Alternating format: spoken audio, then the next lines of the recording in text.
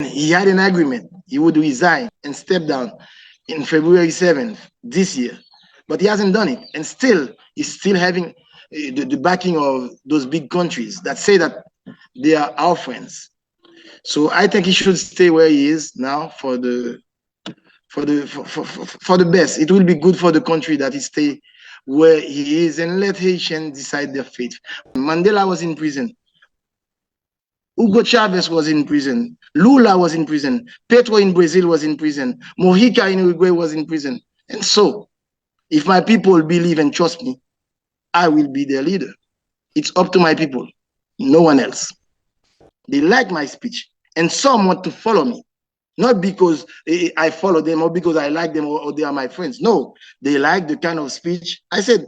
So if I say something and any people think they should follow me for that, I don't care if it's a gang member or if it's a who is gang in Haiti? Who is worse? The one in the streets with the weapons or the ones in the office that call themselves prime ministers, president, ministers, directors that are stealing everything this country has? We should have a commission of truth. So people should accept what they've done to the country was bad. And then we have to a commission that will look for pardon, amnesty. We should give some kind of amnesty. I think this is what we have to do in Haiti now to solve the situation.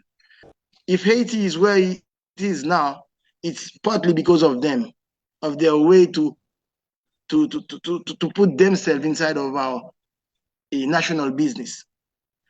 I have to say that we are not enemies. We don't hate United States. We don't hate France or Canada. We're just asking them. We know we need their help. We know Haiti is a poor country, but at least we would like to receive this help with dignity, in decency. I don't think we will have a civil war. I know Americans who are deciding everything here will be wise enough to understand that Asians want some kind of change.